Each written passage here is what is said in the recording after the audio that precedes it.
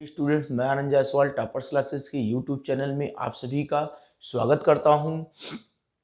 आज हम लोग इनकम टैक्स को पढ़ेंगे और इनकम टैक्स में पहला चैप्टर जो आज हम लोग पढ़ने जा रहे हैं उसका नाम है निवास स्थान एवं कर दायित्व। जैसा कि चैप्टर का नाम है, यह चैप्टर थ्योरी के दृष्टि से बहुत ही महत्वपूर्ण चैप्टर है और हमारे इनकम टैक्स के लिए भी यह चैप्टर उतना ही महत्वपूर्ण है।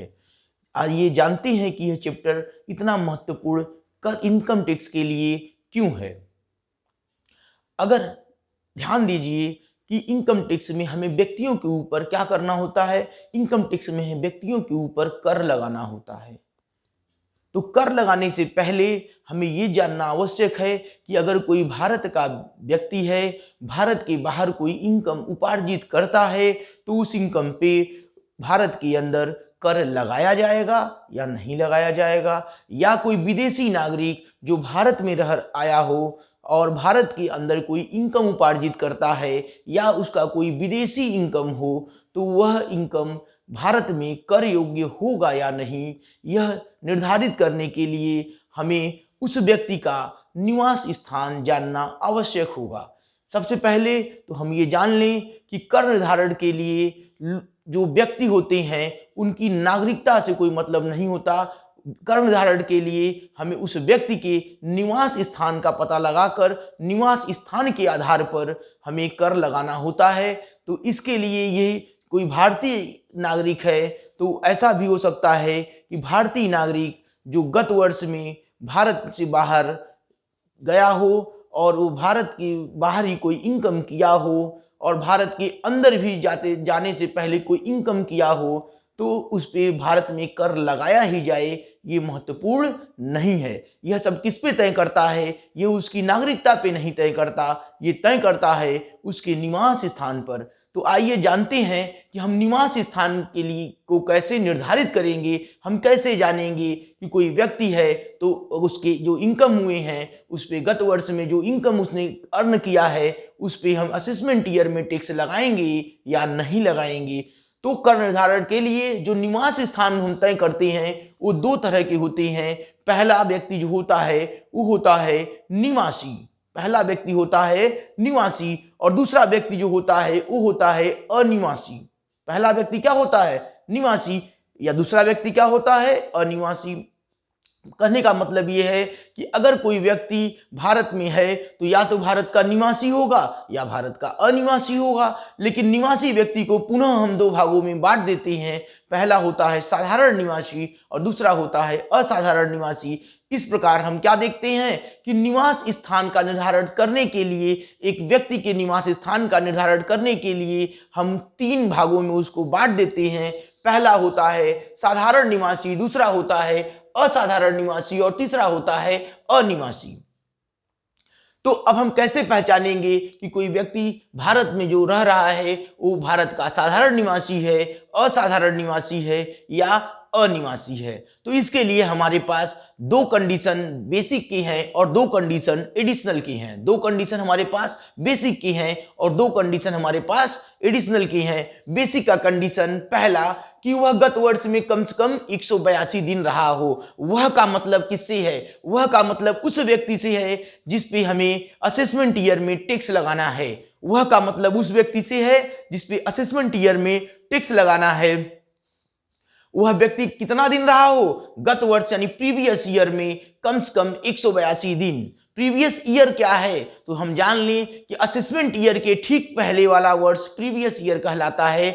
असेसमेंट ईयर के ठीक पहले वाला वर्ष जो फाइनेंशियल ईयर होगा वो क्या कहलाएगा? वो प्रीवियस ईयर कहलाएगा। दूसरा कंडीशन क्या है कि वह गत वर्ष में 60 दिन, गत वर्ष में कितना दिन? सिर्फ 60 दिन। अगर कोई व्यक्ति 182 दिन नहीं रह पा रहा है तो उसके लिए दूसरा कंडीशन अवेलेबल होता है कि गत वर्ष में 60 दिन तथा गत वर्ष से पूर्व के 4 वर्षों में कुल मिला के 365 दिन अगर भारत में रहा हो तो भी वह व्यक्ति भारत में निवासी हो जाएगा। वही व्यक्ति क्या हो जाएगा? भारत के लिए निवासी हो जाएगा। अब हमें एडिशनल कंडीशन में आते हैं। एडिशनल कंडीशन में क्या है कि वह गत वर्ष से पूर्व के 10 वर्षों में कम से कम 2 वर्ष गत वर्ष से पूर्व के 10 वर्षों में कम से कम 2 वर्ष भारत में निवासी के रूप में रहा हो। इसके कहने का मतलब क्या है कि भारत में निवासी के रूप में कैसे रहेगा, जब कम से कम 2 वर्ष, 10 वर्षों में से कम 2 वर्ष वो क्या किया हो, बेसिक का कोई एक कंडीशन पूरा किया हो। क्योंकि अभी हमने आपको बताया कि बेसिक का कोई एक कंडीशन पूरा जो व्यक्ति कर लेता है वह भारत के लिए निवासी हो जाता है। और ये कह रहा है कि 10 वर्षों में कम से कम 2 वर्ष भारत में निवासी हो। इसके कहने का मतलब यही है कि 10 वर्षों में कम से कम 2 वर्ष बेसिक के किसी एक कंडीशन को पूरा किया हो। दूसरा क्या है, वह गत वर्ष से पूर्व के 7 वर्षों में, गत वर्ष से पूर्व के 7 वर्षों में कुल मिला के 730 दिन भारत में रहा हो। वह गत वर्ष से पूर्व के कितने वर्षों में, 7 वर्षों में कितने दिन, कम से कम 730 दिन भारत में रहा हो। ये मेरा एडिशनल कंडीशन है। तो 2 मेरे पास बेसिक कंडीशन हो गए और 2 एडिशनल कंडीशन हो गए। मगर ध्यान देने वाली बात क्या है, ध्यान देने वाली बात ये है, हमने एक एक्सेप्शन लिखवाया है, अपवाद लिखवाया है। वो अपवाद को ध्यान देने योग्य है क्या, कि अगर कोई भारत का नागरिक जो भारत में नौकरी के लिए भारत से बाहर जाता है, भारत से बाहर किस उद्देश्य से जा रहा है, नौकरी के उद्देश्य से भारत से बाहर जा रहा है, या कोई भारतीय जो निवासी है वो कहाँ जा रहा है, भारत के बाहर कोई भारतीय जलयान के सदस्य के रूप में काम करने के लिए गत वर्ष में भारत से बाहर गया है, तो ऐसे व्यक्तियों के लिए हमें केवल बेसिक का पहला कंडीशन 182 दिन ही अवेलेबल होगा, हमें दूसरा कंडीशन अवेलेबल नहीं होगा। कहने का मतलब कि कोई व्यक्ति अगर भारत से बाहर गया है किसके लिए, नौकरी के लिए, या कोई व्यक्ति जो भारत का निवासी हो, भारत से बाहर भारतीय जलयान पर उसके सदस्य के रूप में काम करने के लिए गत वर्ष में भारत से बाहर गया हो, तो उसके लिए निवास स्थान तय करते समय हमें बेसिक में केवल एक कंडीशन 182 दिन वाला ही अवेलेबल होगा, हमें 60 + 365 वाला कंडीशन अवेलेबल नहीं होगा। अब ये तो हो गया 2 बेसिक कंडीशन, ये हो गया 2 एडिशनल कंडीशन। अब हम देखते हैं कि कैसे हमें ये पता चलेगा कि कौन व्यक्ति हमारे यहां भारत में प्रीवियस ईयर के लिए साधारण निवासी है, असाधारण निवासी है या अनिवासी है।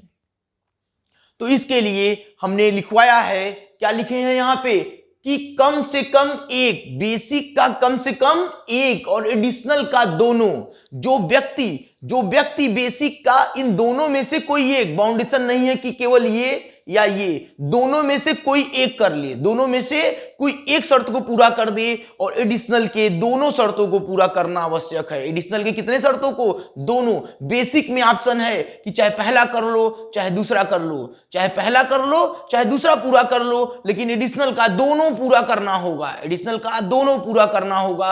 अगर कोई व्यक्ति बेसिक का एक और एडिशनल के दोनों शर्तों को पूरा कर लेता है तो वह भारत के लिए OR यानी साधारण निवासी हो जाएगा।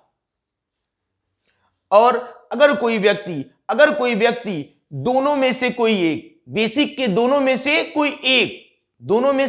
कोई एक शर्त को पूरा करता है मगर एडिशनल के दोनों शर्तों को पूरा नहीं कर पाता, एडिशनल के दोनों शर्तों को पूरा नहीं कर पाता, कहने का मतलब है कि बेसिक में से तो कोई एक पूरा कर लिया मगर एडिशनल का एक ही शर्त पूरा कर पाया, चाहिए दोनों पूरा नहीं कर पाया, तो वो व्यक्ति भारत के लिए NOR यानी असाधारण निवासी हो जाएगा।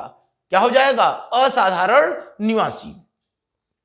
इसके बाद अब हम लोग क्या देखते हैं, अनिवासी। तो अनिवासी, जो व्यक्ति बेसिक का कंडीशन पूरा ही नहीं करेगा, जो व्यक्ति बेसिक का कंडीशन पूरा ही नहीं करेगा तो उसको क्या मानेंगे हम, उसको मान लेंगे अनिवासी। तो हमने क्या जाना कि ऐसे व्यक्ति जो बेसिक का कोई एक कंडीशन पूरा करते हैं वो भारत के निवासी बनते हैं। एडिशनल कंडीशन तो केवल सिर्फ इसीलिए बनाया गया है कि हम ये जान सकें कि जो व्यक्ति भारत का निवासी है वो साधारण निवासी है या असाधारण निवासी है, इसके लिए एडिशनल कंडीशन बनाया गया है। अर्थात जब कोई एडिशनल कंडीशन हम तभी देखेंगे जब कोई व्यक्ति हमारा बेसिक कंडीशन पूरा कर लेगा, तभी एडिशनल कंडीशन की ओर जाएंगे। अगर कोई व्यक्ति बेसिक कंडीशन ही पूरा नहीं कर पाता तो वो भारत के लिए अनिवासी हो जाएगा।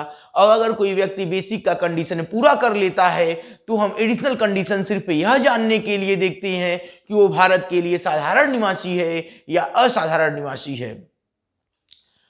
अब अगले वीडियो में हम लोग देखेंगे कि हम असाधारण निवासी, साधारण निवासी और अनिवासी के बीच जो हमने ये अंतर जो निकाला है, इन तीनों को हमने क्यों बांटा है?